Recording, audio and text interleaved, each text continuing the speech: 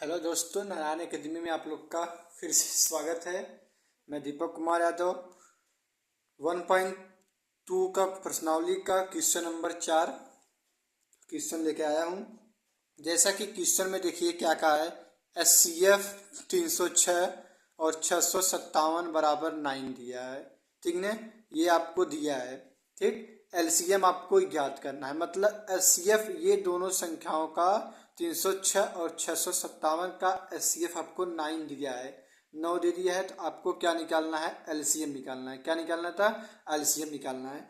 तो हमारे पास है, अच्छे तरीके से हमें पता है क्या, HCF 306 और 657 बराबर क्या दिया है, 9 दिया है। ठीक, हम जानते हैं, हम क्या जानते हैं, हम जानते हैं LCM क्या होता है, LCM गुणे HCF बराबर दो संख्याओं का गुणनफल। क्या होता है, गुणनफल होता है। आइए बात समझ में। इसलिए हम क्या करते हैं, इसलिए हम क्या करते हैं, LCM का सूत्र क्या होता है, LCM बराबर दो संख्याओं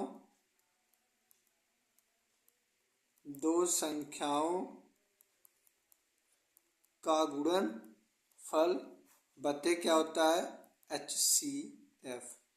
देखो बेटा ध्यान समझना, ये आपका क्या है, LCM का सूत्र है। किसका है, LCM का।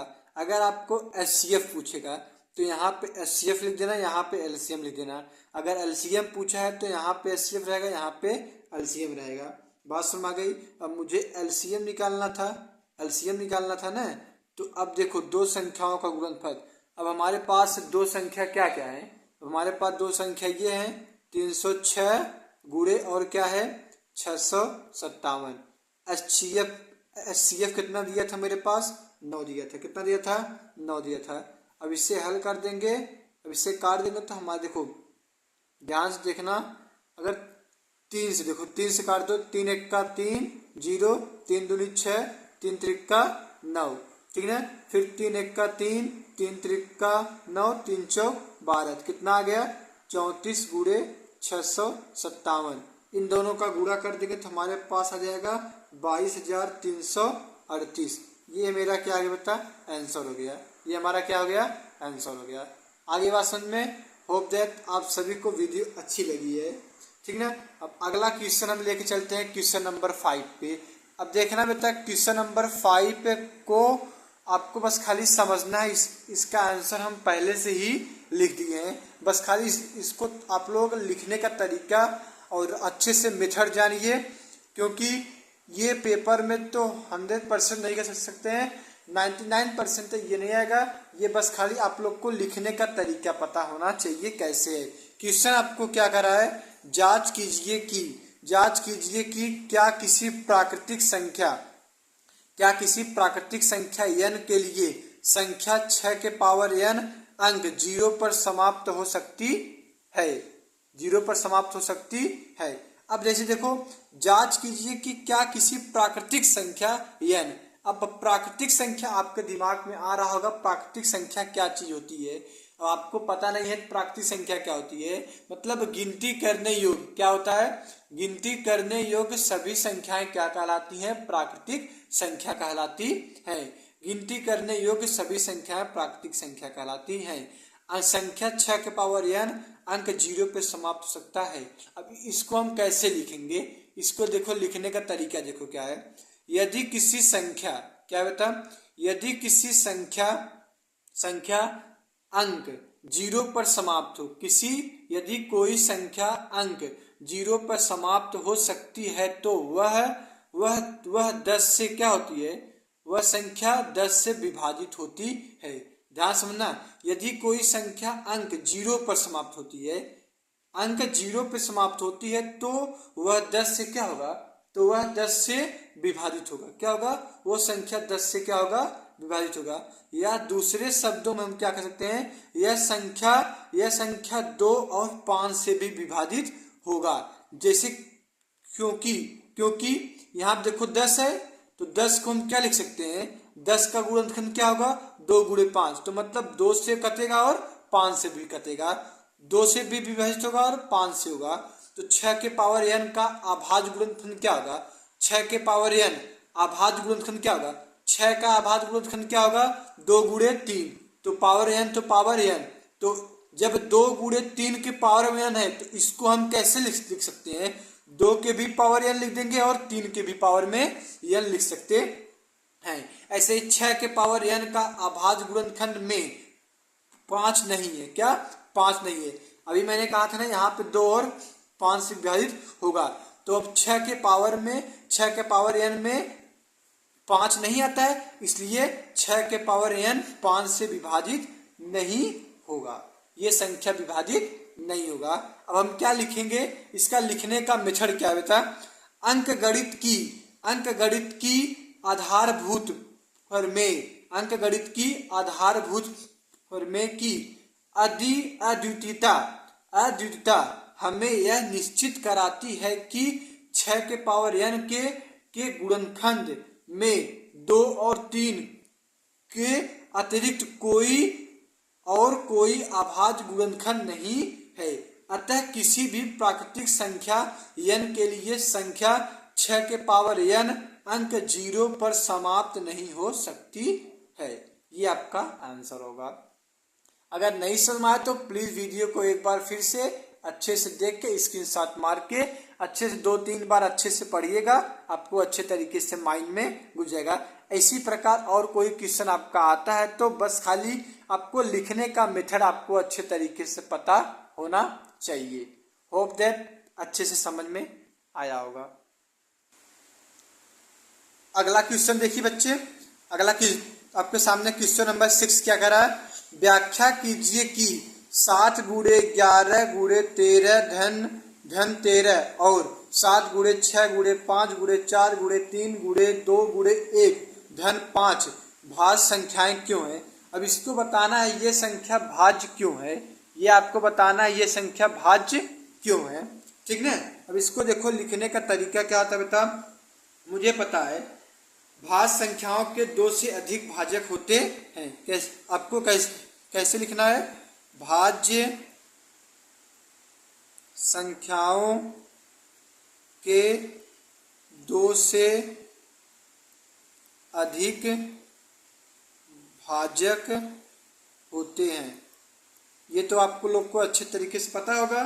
तो दी गई संख्या, अब हमारे पास देखो दी गई संख्या क्या है, दी गई संख्या, अब दी गई संख्या क्या दिया है, 7 गुणे 11 गुणे 13 प्लस 13। अब देखो इसमें से कौन संख्या 2 कॉमन है, ध्यान से देखो 13 गुणे में है 13 प्लस में है, तो 13 को हम क्या लेते हैं, कॉमन लेते हैं। 13 को कॉमन ले लो तो 13 गुणे, अब देखो यहाँ पे क्या बचा बेटा 7 गुणे यहाँ क्या बचा है 11। अब देखो 13 से 13 तो विभाजित हो जाएगा, तो 13 का 13, तो धन में क्या जाएगा 1 आ जाएगा। आगे बात समझ में, तो यहाँ पे 13 हो गया गुणे, तो 11 सत्ते 77 और धन 1, तो आगे क्या हो जाएगा 13 गुणे 77 और 1 कितना हो जाएगा बेटा 78 हो जाएगा। 78 को हम 2 भागों में डिवाइड कर सकते हैं। 78 को हम क्या कर सकते हैं, 13 गुणे 6, तो 13 गुणे 6 कर देते हैं। अब हम इस तरह से क्या कर सकते हैं, अब इस तरह से हम क्या इसको कैसे लिखेंगे, इस प्रकार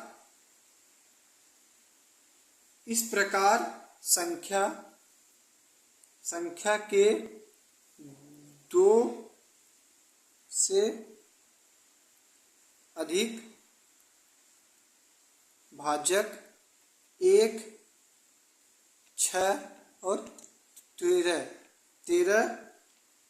और ये संख्या है, और ये संख्या है, इसलिए यह भाज्य है, इसलिए यह भाज्य है। अब दूसरी संख्या क्या दी है, अब दूसरी संख्या क्या है, बेटा ध्यान से देखो, दूसरी संख्या क्या है 7 गुणे 6 गुणे 5 गुणे 4 गुणे 3 गुणे 2 गुणे 1 धन 5। अब इसमें से कॉमन क्या आपको दिख रहा है? 5। तो 5 को कॉमन कर लो, तो 5 गुणे 7 गुणे 6 गुणे 4 गुणे 3 गुणे 2 गुणे 1 धन में 5 आ जाएगा। तो 5 गुणे हो जाएगा कितना? 7 छंग 42 में 7 छंग 42, 4 तीन 12, 2 1 का 2, इन सब का गुणा कर देंगे तो हमारे पास आ जाएगा 1008 धन 1 हो जाएगा। तो बराबर 5 गुणे 1000 क्या आ जाएगा? 9 आ जाएगा। 5 गुणे 1000 9 आ जाएगा। आगे बात समझ हो, बस यही होगा। अब जैसे यहाँ पे ये वैल्यू आई थी तो ऐसे हम लिखे थे, अब यहाँ पे ये वैल्यू आ गई है, बस ऊपर वाला जिस तरह लिखा गया है वैसे ही इसके नीचे आप लोग अच्छे से लिख लेना। ये आपका आंसर हो गया। होप दैट समझ को आ गई। जिस बच्चों को नहीं आया इसके साथ इसका ले सकते हैं। ठीक, अब अगला देखिए, अगला क्वेश्चन क्या गया बेटा? 7वां। इस प्रश्नावली का लास्ट क्वेश्चन है। इस प्रश्नावली का लास्ट क्वेश्चन क्या कर रहा है? किसी खेल के मैदान के चारों ओर क्या कर रहा है? किसी खेल के मैदान के चारों ओर एक वृत्ताकार पथ है। किसी खेल का मैदान है, जैसे मान लो ये हमारे पास एक खेल का मैदान है। ठीक, ये खेल का मैदान है, चारों ओर वृत्ताकार पथ है। ये एक वृत्ताकार ऐसे पथ है। क्या है? वृत्ताकार। इस मैदान का एक चक्कर लगाने में सोनिया को 18, ऐसे मान लो ये सोनिया है, ये सोनिया को यहाँ से शुरू करती है, एक चक्कर लगाने में इसका कितना समय जाता है? 18 मिनट जाता है। तो वैसे ही इस चक्कर को रवि को कितना मिनट लगता है? किसी खेल के चारों ओर एक वृत्ताकार पथ है, इस मैदान का एक चक्कर लगाने में सोनिया को 18 मिनट लगते हैं। वो सेट इस क्वेश्चन को थोड़ा लिखने में गड़बड़ी हो गया था जो लिख रहा था, तो होप दैट आप लोग अपने बुक से क्वेश्चन मिला लीजिएगा। इसका आंसर जैसे हम आपको बता देते हैं क्वेश्चन में क्या कहा था। ये एक वृत्ताकार पथ है, सोनिया को एक चक्कर लगाने में 18 मिनट लगते हैं, और एक लड़का रवि है, क्या है? रवि है, उसको लगाने में 12 मिनट लगते हैं। तो ये क्वेश्चन करा है उसको एक साथ मिलने में कितना समय लगेगा?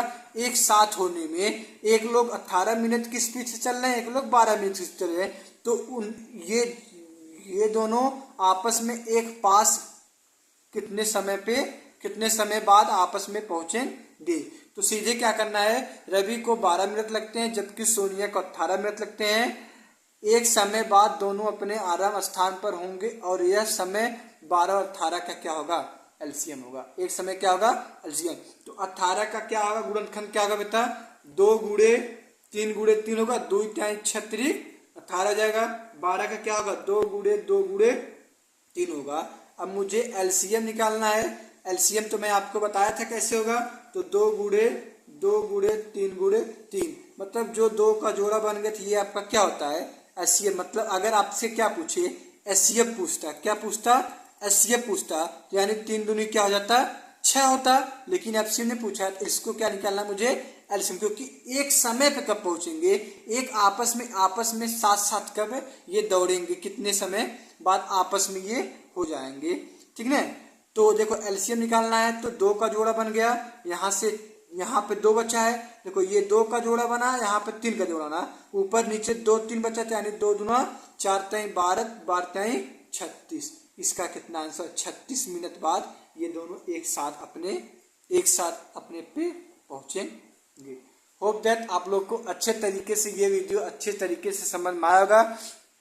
अगला क्लास पाने के लिए आप लोग चैनल को लाइक करें, सब्सक्राइब करें एंड शेयर करें। धन्यवाद।